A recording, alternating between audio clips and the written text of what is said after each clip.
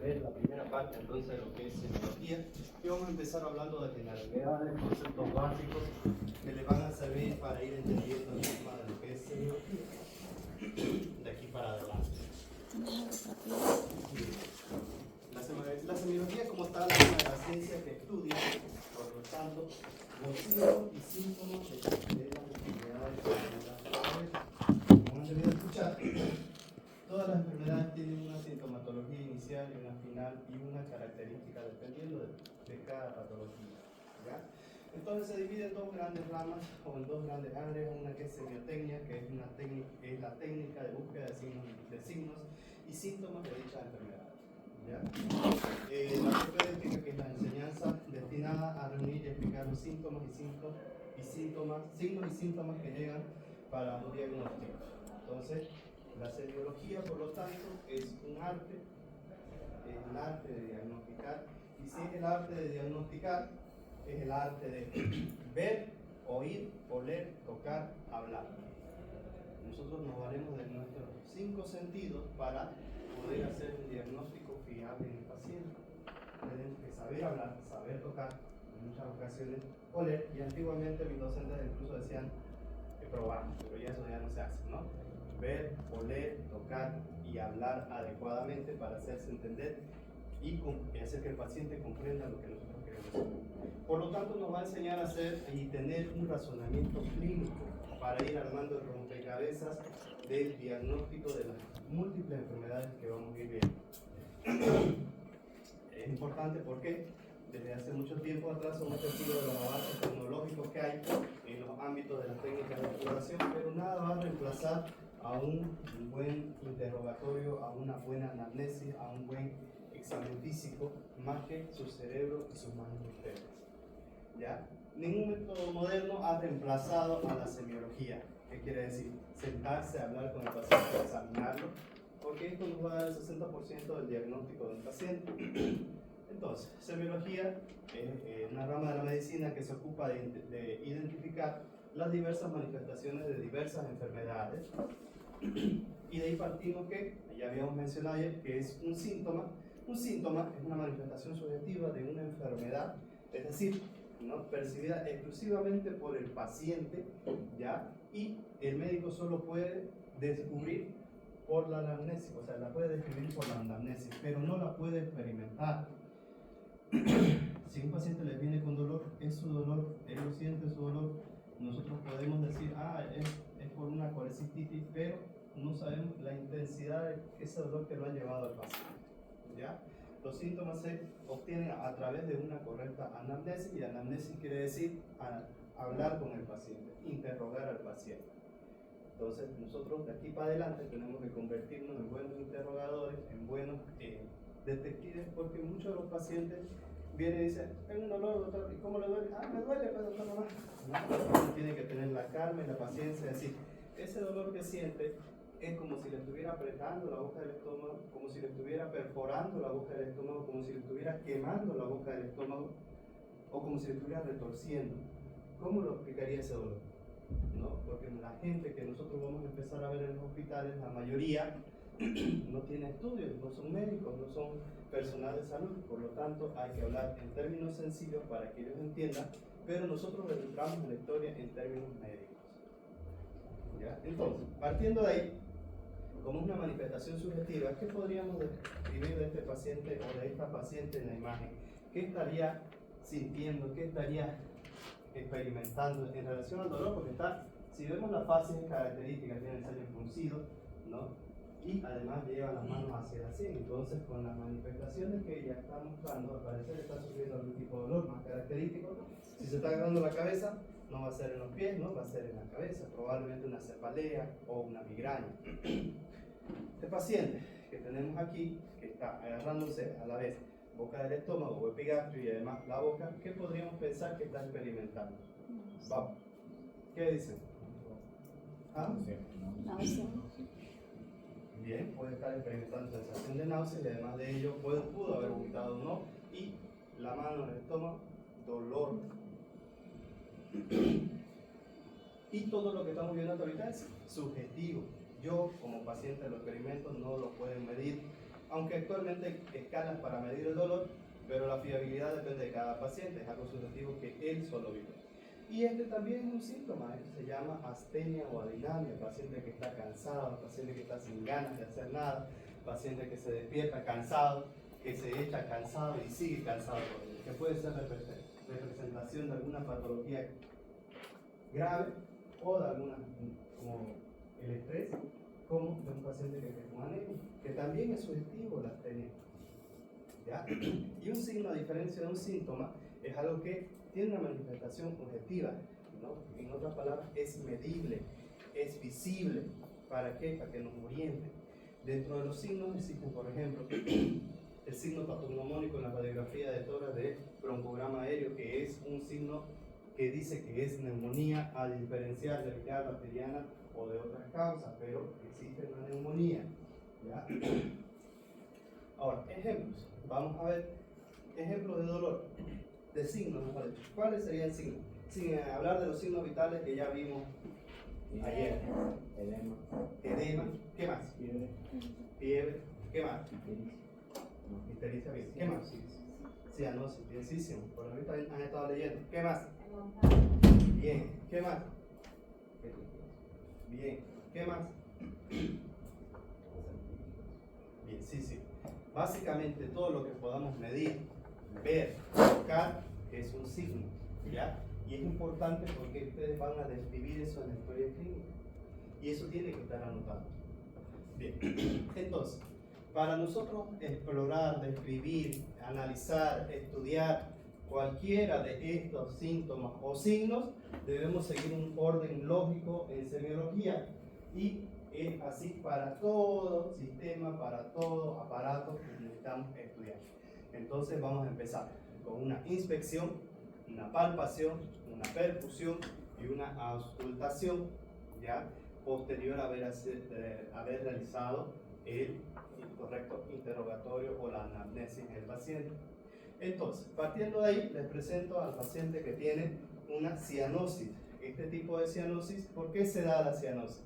La cianosis se da, por aumento de la carboxihemoglobina en pacientes que tienen insuficiencia respiratoria o en pacientes que tienen caliopatía. Y la cianosis puede ser central, en los labios, o periférica, como en las extremidades, en los pipejos de los dedos, tanto de las manos como de los pies. Y la famosa ictericia.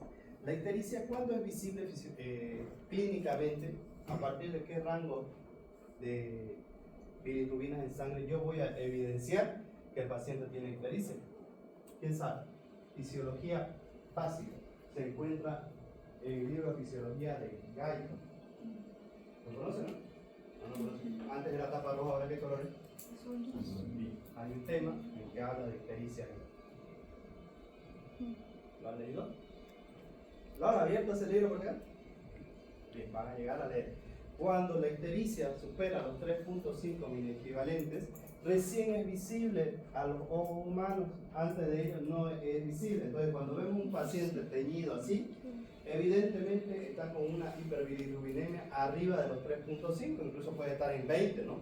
Pero de que ya pasó los 3.5, ya los pasó. Entonces, este tipo de patología o de ictericia puede traducir problemas hepáticos como no hepáticos, ¿ya?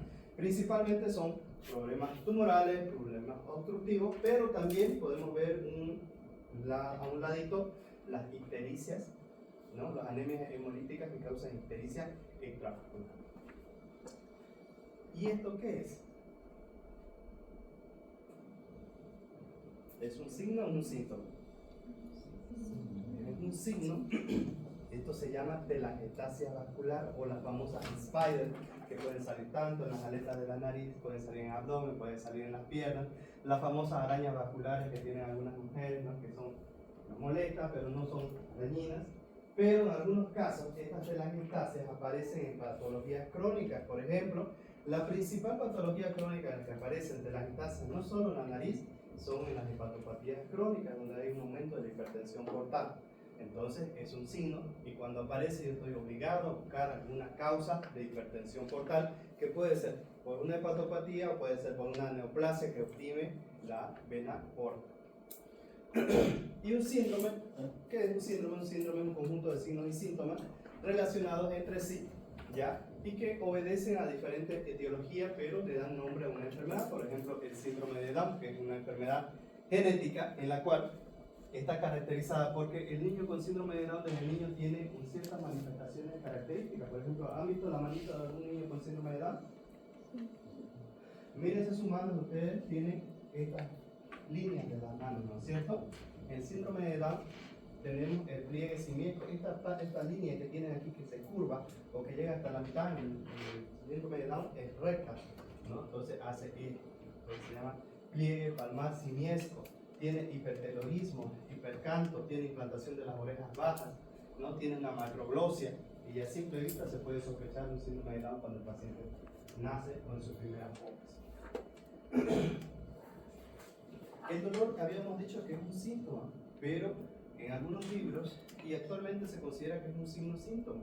¿Por qué? Porque yo puedo medir con la escala del dolor, que se llama la escala de EVA, que me puntúa, me hace una puntuación del dolor de leve a moderado y grave, o del 1 al 10, dándole ejemplos básicos y clásicos al paciente. Es decir, el 1 es una picada de mosquito, el 2 es, qué sé yo, un pellizco, y así sucesivamente, algo que ustedes puedan cuantificar más o menos su dolor. Pero esta es la forma clásica en que se presenta el dolor precordial en las anginas del pecho, en los infartos, que es el signo de garra, que lo estamos viendo al paciente que tiene su mano flexionada sobre el esternón y como si lo estuviera apretando. La famosa trombosis, ¿no? La famosa trombosis que produce edema unilateral. Si bien aquí el motivo de consulta es edema asimétrico, porque tenemos aumento de volumen de una de las extremidades, no de las dos, y este tipo de edema hace pensar en dos cosas particulares. O el paciente está con una trombosis, o está con un linfedema, o está con una filariasis, que puede ser la causa de este edema principalmente. De causa venosa sí, porque no tiene alteración de la coloración. La fiebre, importante, es un signo que es medible y traduce muchas patologías, sobre todo infecciosas como también inmunitarias. Cuando el conjunto de signos y síntomas obedece a una sola causa, se constituye en una enfermedad.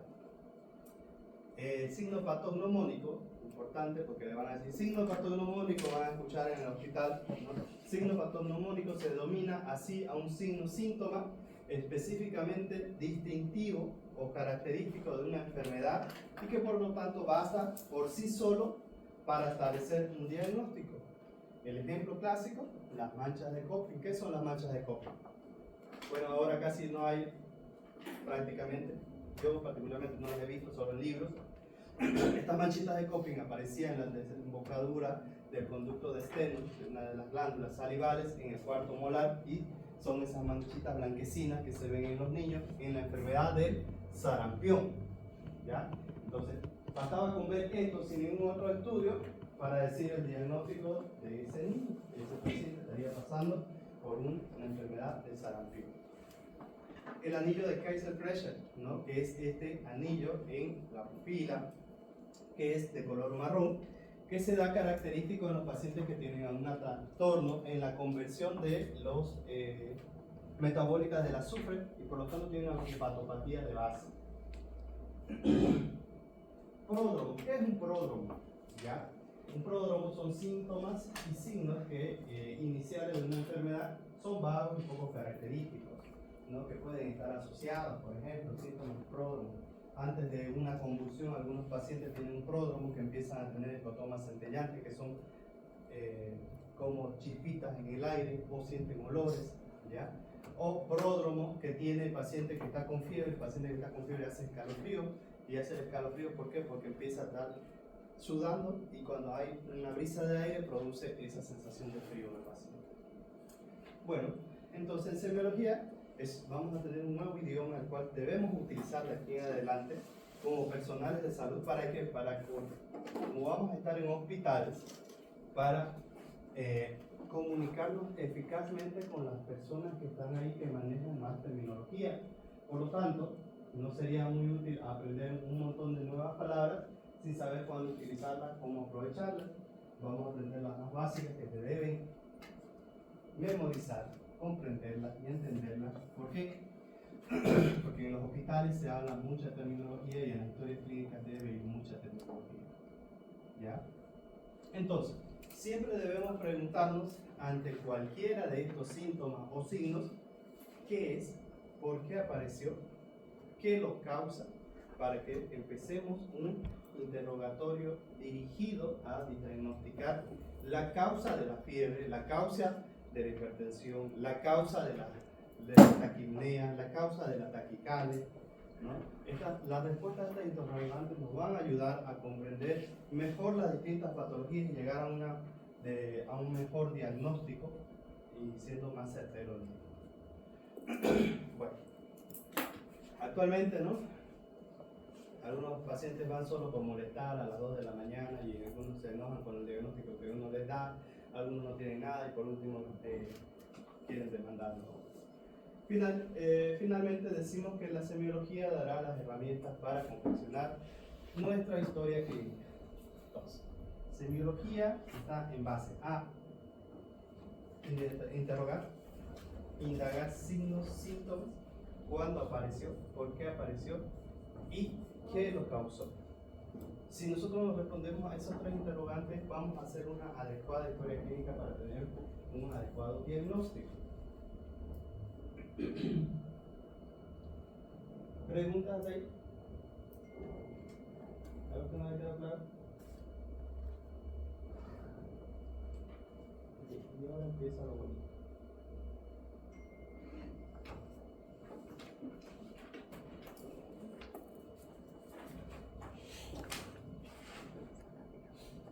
Signos y síntomas generales, o sea, las causas de consultas más frecuentes que vamos a tener en nuestro consultorio, en la emergencia, en los hospitales, las cosas que van a llevar al paciente.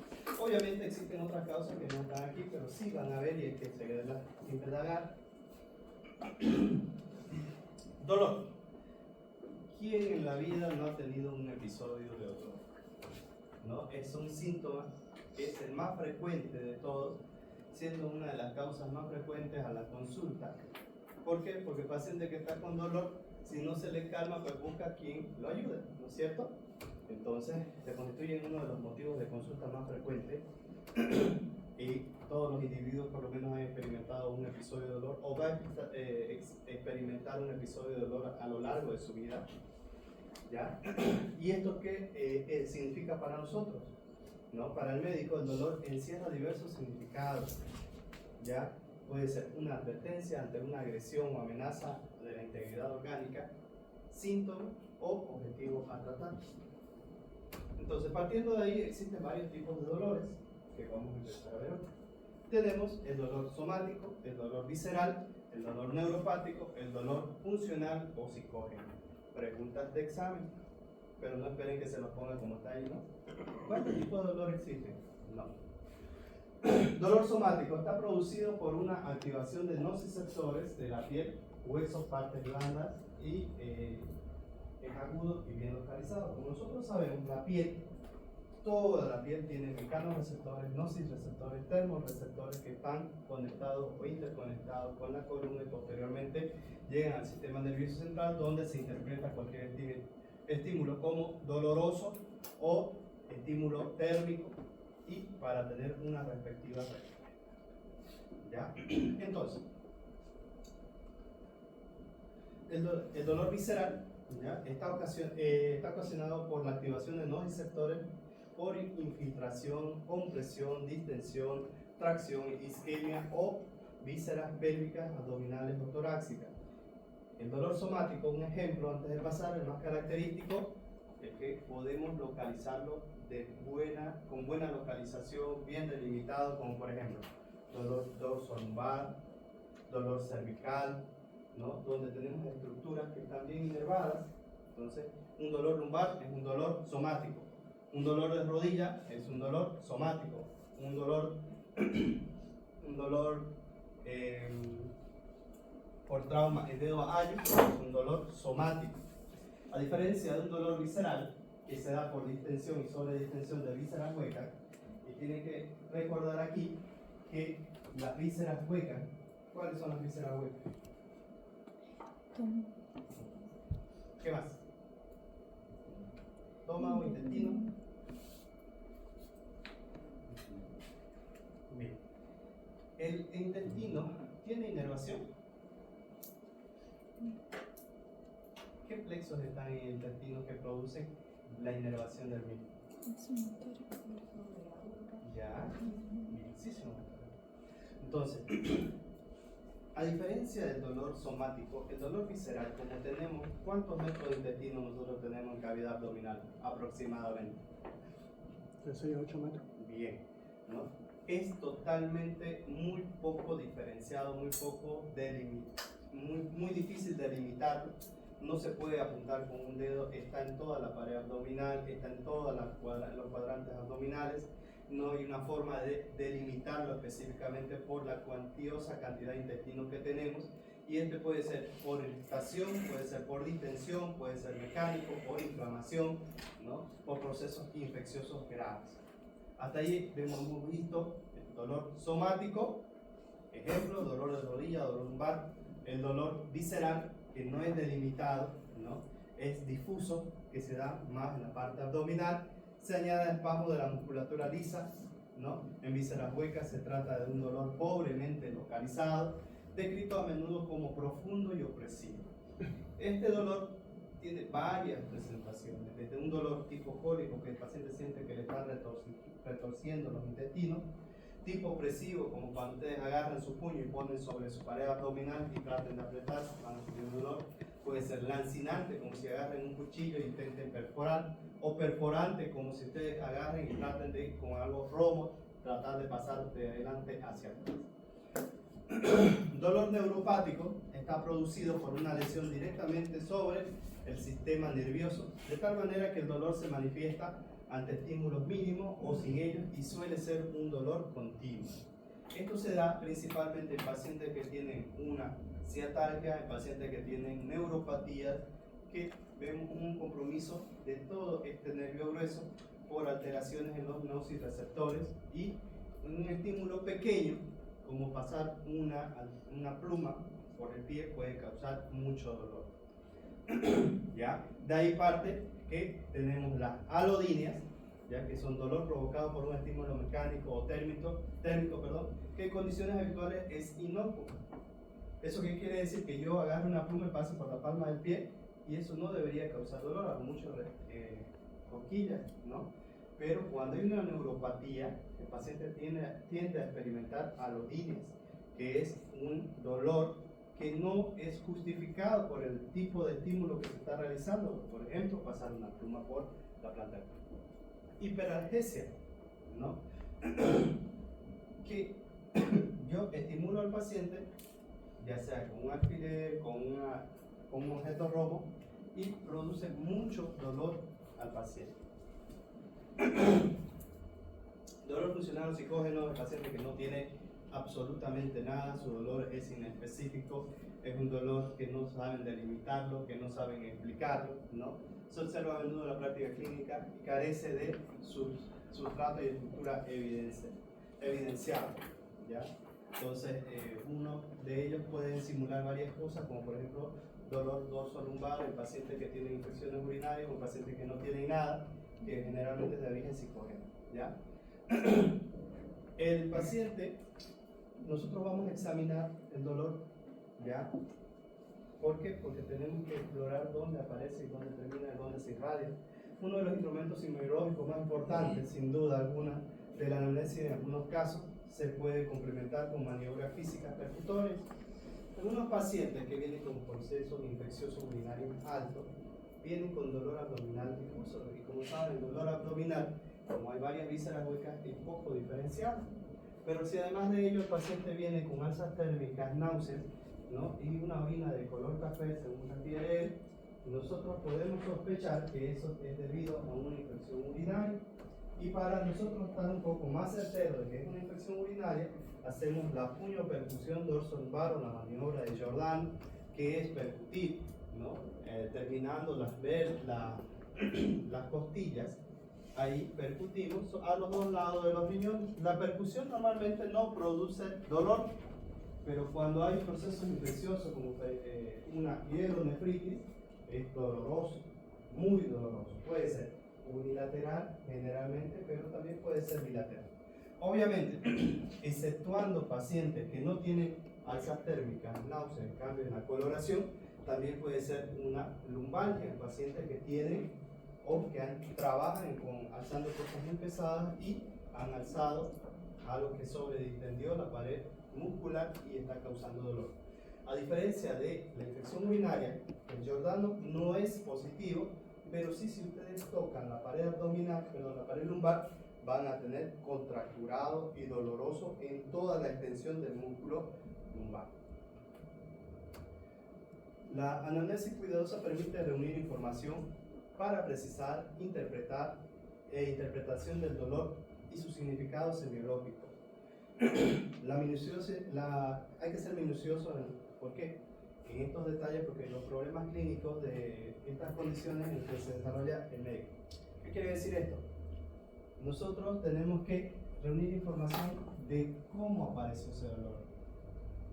Mi dolor de espalda, yo puedo ir a las 2 de la mañana con dolor de espalda, que un dolor que me empezó de forma insidiosa, eso quiere decir lenta, pausada, paulatina. 2 días atrás estaba sentado en mi trabajo y a los 2 días empecé con alzas térmicas y náuseas, ¿no? Y yo puedo ir con dolor lumbar posterior a ir al gimnasio y hacer, qué sé yo, pierna y aumenté de peso, entonces me hice un esguince en la región lumbar y esa es la causa de mi dolor. Por lo tanto, el contexto en el cual aparece el dolor es importante para que nosotros hagamos un correcto diagnóstico del paciente. Ya. Entonces, para nosotros investigar, indagar el proceso de aparición de un dolor, podemos valernos de este neumotécnico que se llama Alicia, ¿no? Que cuenta con la siguiente: antigüedad, o sea, ¿cuándo apareció el dolor? Es un dolor crónico de más de 15 días, 3 meses, es un dolor agudo que nos va a llevar a orientarnos a la posible causa del origen del dolor. Localización, ¿dónde se encuentra ese dolor? ¿En qué parte anatómica del abdomen? ¿En qué parte anatómica del tórax? ¿En extremidad superior? ¿En cabeza? ¿En dorso? ¿En miembro inferior? Irradiación del dolor. Ese dolor está en boca del estómago nomás, o se irradia el cinturón hacia el lado derecho o el cinturón hacia el lado izquierdo, o se irradia hacia la región inguinoescrotal. ¿Qué carácter? ¿No? Carácter quiere decir qué tipo, y los tipos de dolor son dolor purente, lancinante, cólico, ¿no? Punitivo.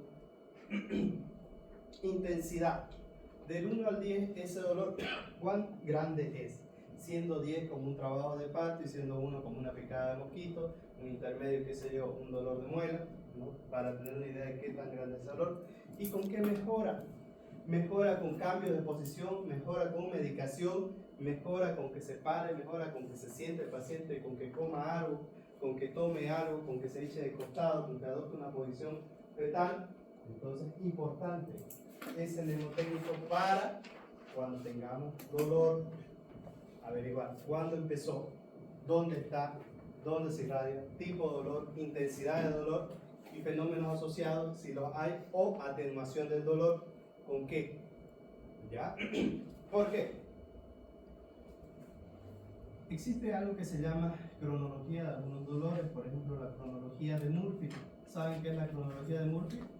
La cronología de Murphy relata la aparición del dolor en el paciente que o que tiene una probable apendicitis, que es un dolor que empieza en boca del estómago, a las 2 o 3 horas migra a mesogastrio y posteriormente a 2 o 3 horas se localiza en fosa ilíaca derecha.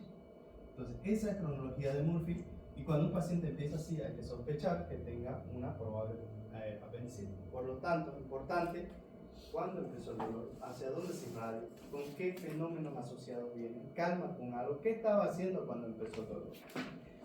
Y sobre todo, tipo de dolor. Porque dolor hay de diferentes tipos, como ya vamos a ver. Antigüedad, agudo o crónico, de corta duración. En relación a agudo o crónico va en relación al tiempo, varía en los libros dependiendo de cuál es ¿no? Un dolor agudo menor a 3 a 7 días, mayor crónico mayor a 7 días, ya de corta duración, o sea, vino el dolor, estuvo 1 hora o 30 minutos y desapareció sin nada y no volvió. O es intermitente cada media hora, tipo cólico. Dolores paroxísticos, ¿no? Que son episódicos, que vienen, ustedes pueden estar haciendo cualquier cosa y vino el dolor, como el dolor que se produce en los cólicos renales. Ustedes pueden estar haciendo cualquier cosa y el cálculo se movió y produce dolor. ¿Ya? Entonces, los dolores paroxísticos son episodios más o menos intensos de comienzo y terminación súbita, ¿no? Intercalados con periodos de duración variable libres de enfermedad. Característico del dolor tipo cólico. El cólico como tal es un retorcimiento, o como si estuvieran retorciendo las vísceras, y ese dolor no es continuo todo el tiempo. El dolor cólico, que viene derivado de, por ejemplo, la colecistitis, aparece, ¿cuál es la característica? El dolor aparece posterior a comer alimentos colecistoquinéticos. ¿Cuáles son los alimentos colecistoquinéticos? Sonaron los gritos por ahí. Los alimentos colecistoquinéticos, doctores, son los que hacen que la vesícula se contraiga y por lo tanto, si la vesícula se contrae ante alimentos que tengan grasa, ¿no?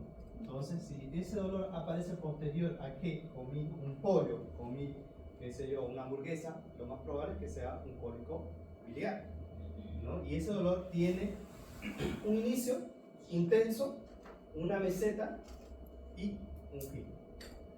Descansa, tiene otro inicio, una meseta y un fin.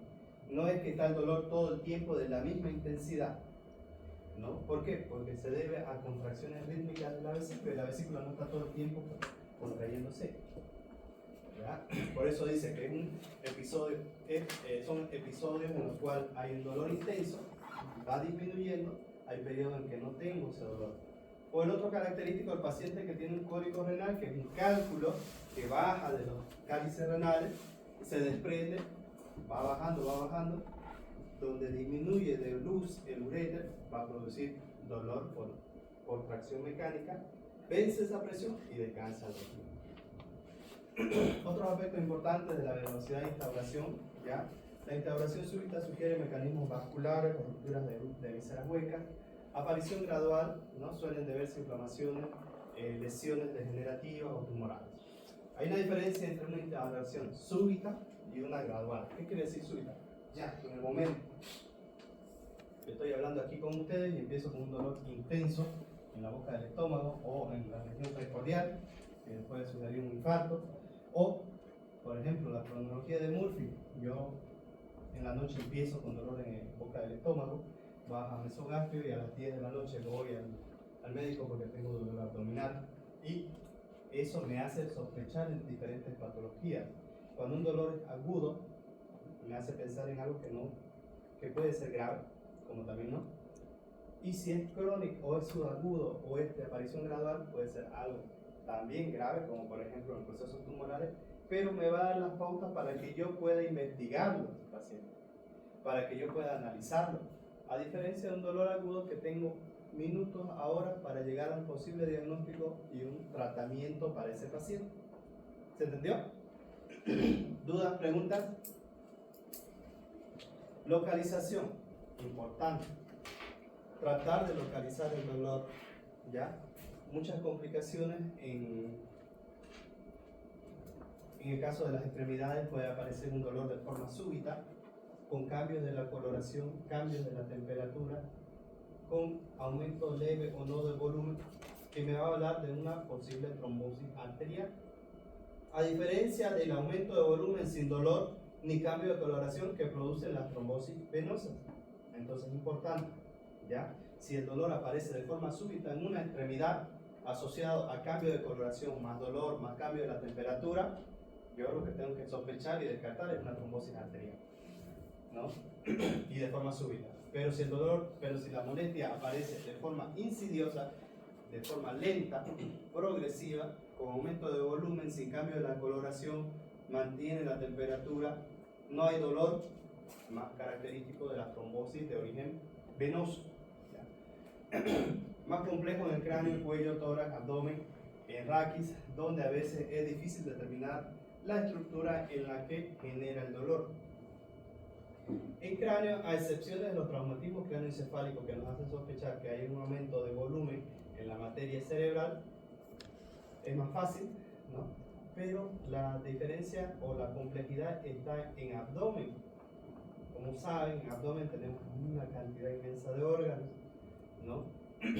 El dolor puede ser de intestino, puede ser de vaso, puede ser de hígado, puede ser de estómago, puede ser riñones, puede ser mesenterio, puede ser vaso, puede ser útero, pero puede ser vejiga, puede ser útero, puede ser ovario, puede ser de causas vasculares en el mismo abdomen. Entonces, hay ciertas partes anatómicas que nos van a dificultar en la localización, pero aún así tenemos que tratar de hacerlo. En abdomen, ¿no? La definición del origen somático o visceral del dolor suele ser más compleja por la multitud de posibles casos, ¿no? Dolor abdominal en abdomen, o dolor abdominal, valga la redundancia, se puede diferenciar el que es de pared abdominal, que puede ser posterior a que se haya hecho una picadura de insecto, y eso puede causar aumento del perímetro local con cambios en la coloración, somático porque está en la pared abdominal. Pero puede haber los cólicos menstruales, puede haber las apendicitis, la cistitis, puede haber las gastritis, que son dolores igual. Si uno no lo sabe diferenciar e interrogar, puede llevar a pensar por cualquier lugar del dolor. El dolor visceral tiene como, por lo común, límites imprecisos, ¿ya? Está localizado en la línea media o a ambos lados de esta, y no hay contractura de la pared abdominal, siempre y cuando no sea una peritonitis, porque si es una peritonitis hay dolor abdominal y hay contractura de la pared abdominal por irritación de lo que haya salido. En el caso de que se haya perforado hígado o vaso, sangre, o en el caso de perforación intestinal, heces que van a irritar todo el peritoneo y el paciente va a tener un abdomen entablo. Si es un proceso inflamatorio que no es quirúrgico, obviamente no va a haber compromiso de la pared abdominal, ¿ya? El paciente suele estar inquieto, los cambios de posición en la cama, los movimientos respiratorios del abdomen agrava el proceso, y a veces la compresión mitiga el dolor. Es por eso que el paciente con apendicitis, que es el paciente más prototipo y el paciente que parece mucho más, le molesta mucho caminar, le molesta mucho estar erguido, porque produce más dolor. Ustedes cuando ven un paciente que se está sospechando apendicitis, el paciente está en una posición fetal, está en la cama, flexionado, apretando sus muslos sobre el abdomen para que disminuya el movimiento de la pared abdominal y disminuya la irritación, ¿no?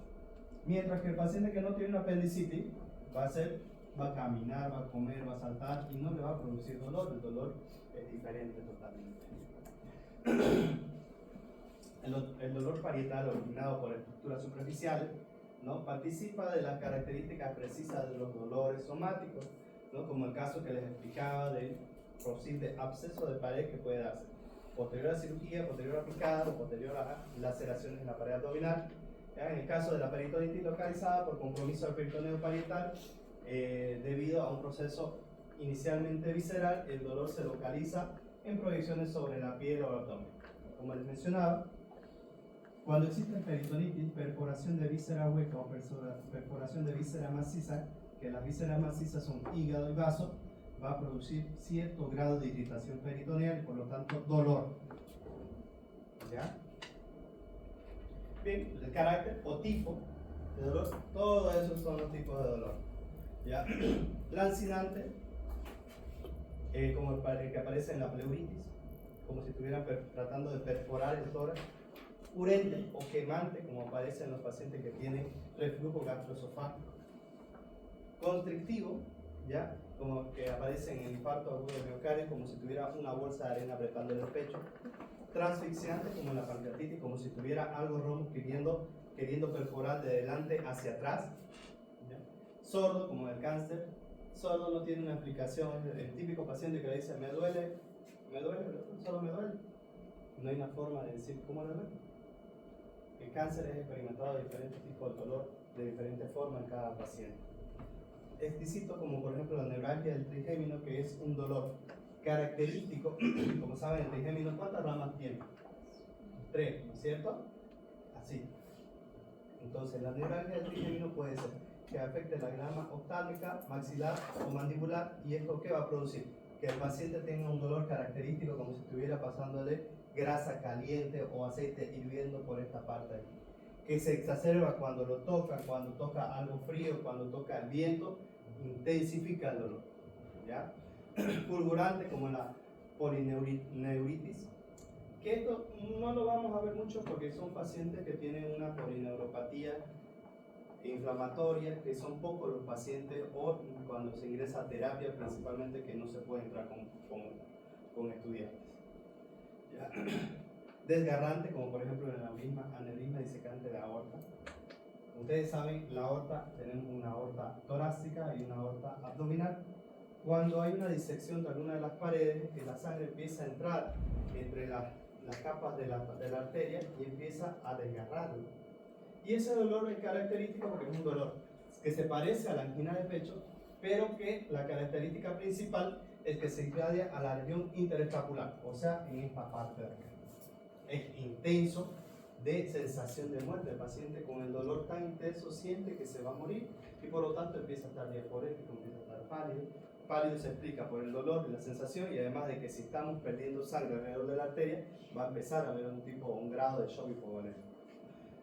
Cerebrante, como por ejemplo en la odontalgia, que siente que le están perforando la cabeza. ¿Quién no ha tenido un dolor de muela? ¿Ya? Pulsátil, como en los abscesos. ¿Qué quiere decir pulsátil? Que está todo el tiempo como queriendo reventar, ¿ya?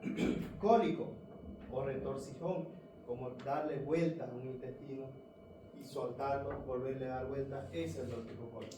Gravativo o de sensación de opresión, de peso, ¿no? Como por ejemplo en las hepatomegalias, ya sea por insuficiencia cardíaca o por hepatitis. Entonces, estos tipos de dolores, no necesariamente todos, pero los más frecuentes los tienen que saber, porque aparecen cuando ustedes vayan a hacer el clínico. Tienen que saber qué tipo de dolores para tratar de orientarse. ¿Cuándo apareció ese dolor? Entonces es importante recordar los tipos de dolores. Tienen que saber, también puede ser pregunta de examen. Y la escala del dolor. Tenemos que, cuando aparece el dolor, tratar de saber cuánto le duele, ¿para qué? Para que yo haga inicie un tratamiento y vea si mejoró, ¿no? La escala del dolor o la escala de EVA que le dicen, ¿no? Pueden utilizar esta de 1 a 10, en el cual 0 sin dolor, ¿no? 2 poco dolor, dolor moderado, pero decirle así, a un paciente que está con dolor de muela, tal vez él tiene un dolor moderado y para su índice de tolerancia al dolor es muy alto, entonces hay que tratar para sin dolor, como está ahorita. Poco dolor, qué sé yo, un pellizcón. Moderado dolor, una cortadura. Un dolor fuerte, un dolor de muela. Un dolor muy fuerte, ¿qué le podría ser un dolor muy fuerte? A ver, una fractura, puede ser una fractura, una patada, ya saben dónde, ¿no? Y un dolor insoportable, como por ejemplo que le tiren un disparo en cualquier parte del cuerpo, ¿no? Para tener una idea, porque este tipo de preguntas puede variar de persona a persona. Poco dolor para mí puede ser un pinchazo, pero poco dolor para ella, un pinchazo puede ser intenso, porque su percepción del dolor es diferente, su umbral del dolor es diferente. Entonces yo tengo que hacer mi tabla según a los dolores que yo he experimentado en mi caso particular, para que yo tenga una idea de cuánto le duele. Y si empezamos con un 5, con este paciente que vino con dolor, obviamente si viene con dolor hay que tratar el dolor, porque si no, no va a volver a verlos ustedes. Tienen que tratar de disminuir el dolor, disminuye el dolor y voy averiguando qué causó ese dolor.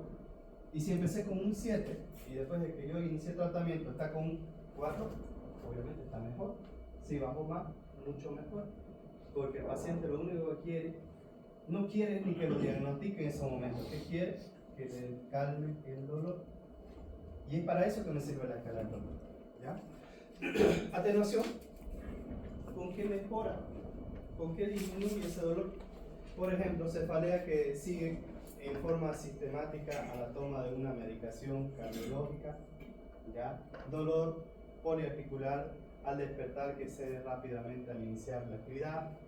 Por ejemplo, el dolor que se intensifica o que aparece posterior a recibir medicamento cardiológico, y dentro de ellos lo más frecuente y lo más característico o son diuréticos o son beta bloqueantes, puede causar que, porque ser beta bloqueante produce hipoperfusión, produce dolor. Si es diurético que está muy sobredosificado, va a producir hipotensión y va a producir dolor o desmayo en el paciente. Y el dolor articular al despertar habla de un proceso característico inflamatorio similar a las artritis juveniles o la artritis reumatoidea. El dolor poliarticular que aparece principalmente bilateral cuando yo estoy mucho tiempo echado, mucho tiempo sentado o a levantarme y mejora conforme yo me esté caminando, habla característico de la artritis reumatoidea. Una epigastrial urente, sobre todo después de cenas copiosas o a los minutos de acostarse, un dolor precordial constrictivo de unos 3 a 5 minutos de duración, desencadenado por un esfuerzo físico, determinando el alivio y que mejora con reposo. Aquí en este caso, cuando el dolor aparece la epigastrial urente después de una cena copiosa, habla más de un proceso de ¿qué? De gastritis que de úlcera. ¿Por qué? Por la misma ingesta de la comida. Pero si es al revés, yo con hambre estoy con dolor y como, mejora el dolor, habla de un proceso de úlcera. ¿Por qué? ¿Por qué es la explicación, doctor? Ustedes que han llevado fisiología, anatomía, embriología, histología y todas las guías hasta el momento. ¿Cuál es la explicación fisiológica? ¿Qué produce el estómago? Bien. ¿Y cuándo está más ácido el estómago? ¿Cuando comemos o cuando estamos en ayuno? ¿Ah? No, cuando estamos en ayuno la acidez está al máximo. Cuando comemos, ingerimos, ese ácido se va a diluir y por lo tanto va a disminuir la acidez gástrica. Y si estamos hablando de que yo tengo una hambre dolorosa, se llama, tenemos una úlcera, una herida en la mucosa gástrica, ¿qué va a hacer ese ácido? Irritarla más. Entonces, ¿cómo? Va a disminuir mi pH, o va a aumentar, perdón, mi pH, lo va a hacer más alcalino y va a disminuir la irritación del paciente, por lo tanto va a disminuir su dolor. En el caso de abajo, un paciente que tiene dolor precordial, dice, ¿no? De 3 a 5 minutos de evolución, que se desencadena con esfuerzo físico importante. El paciente estaba haciendo ejercicio físico o empezó a hacer ejercicio físico y empezó con dolor. Pero lo llamativo es que disminuye al estar por reposo. Entonces ahí, ¿de qué estamos hablando? ¿Qué nos haría sospechar eso? Yo empiezo a hacer actividad física y a los 3-5 minutos empiezo con dolor precordial tipo opresivo, de gran intensidad, ¿no? Asociado a diaforesis, disnea, si quieren. Diaforesis es sudoración, ¿ya? Disnea es sensación de dificultad de respirar, ¿no? Y que mejora cuando me siento. Ahí, ¿qué estaríamos pensando?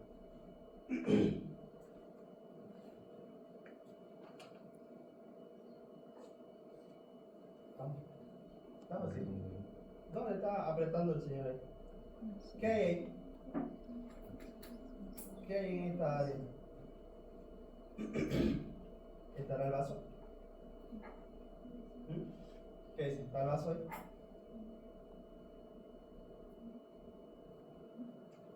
Está pegando, doctores. ¿Qué está aquí? En esta parte, donde está rojito, donde está agarrando. Al lado izquierdo. El corazón, la área precordial. Si es un dolor que empieza cuando yo estoy haciendo actividad física, quiere decir que al incrementar mis demandas metabólicas, el paciente, por X motivo, debe tener alguna coronaria obstruida. Y si está obstruida, el metabolismo basal del corazón va a aumentar, el requerimiento de oxígeno y nutrientes va a aumentar. Y si está obstruida la mitad, no va a poder suplir, entonces esas células empiezan a sufrir, empiezan a manifestar daño. Pero si yo descanso, el paciente mejora porque el metabolismo basal disminuye y por lo tanto el dolor va a disminuir. Entonces, en el contexto en el que aparecen los dolores, son importantes para tratar de diagnosticar. Si por el contrario, este mismo paciente estuviera en su cama durmiendo 2 de la mañana, empieza con dolor precordial intenso de gran intensidad asociado a náuseas y vómitos, que dura más de 20 minutos, que no mejora con la, bueno, está en reposo, que no mejora ni sentado ni parado, ni con la administración de algún medicamento que tenía paracetamol la señora ahí, ¿en qué estaríamos pensando? Estamos en el mismo lugar, solo para la diferencia que no duró 3 a 5 minutos. duró mucho más tiempo. Y cuando hablamos de más de 15 minutos, 15 a 20 minutos, dependiendo del libro que lea, de dolor torácico que inicia de forma súbita o inactividad física, estamos ante una posibilidad de un infarto agudo del miocardio. Y hasta que se muestre lo contrario, nosotros tenemos que decir que este paciente tiene un síndrome coronario y ir investigando las enfermedades que vamos a ver más adelante que engloban el síndrome coronario como tal. En conclusión, la exploración de los síntomas del dolor ya se encuadra dentro de un contexto clínico, adecuándose en un buen ejemplo de un procedimiento semiológico elemental que conlleva a una utilidad de primer nivel. ¿Qué quiere decir? Me tengo que ubicar en el contexto de cuándo apareció el dolor. ¿Por qué apareció el dolor? ¿Qué lo está ocasionando el dolor? ¿Qué mejora ese dolor? Para que yo pueda diagnosticar. Si no hago eso, voy a ser como más del montón. Le doy un antiespasmódico, le doy algún analgésico y a las 2 horas o al otro día sigue con el mismo dolor, no lo diagnostiqué, solo tapé la pequeña goterita. La finalidad de nosotros es solucionar por qué vino solo, no el dolor. Tenemos que aprender eso. Nosotros tenemos que solucionar por qué vino el dolor, no el dolor como tal. Porque si yo soluciono por qué vino el dolor, ese dolor no va a volver. Voy a solucionar su problema a largo plazo. Porque si no, ese paciente que hoy fue a su consulta, si es privada, usted le da su medicamento y está bien un día, y el otro día no vuelve con usted, y el paciente que se le va, se lleva 2 pacientes más encima, ¿no? Entonces tenemos que nosotros tratar de solucionar los problemas por los cuales nos visitan. ¿Alguna pregunta sobre dolor? ¿Quedó claro el tema de dolor? Sí. ¿Seguro? Bien. Entonces el otro motivo de consulta bastante frecuente es la fiebre. La fiebre puede ser debido a procesos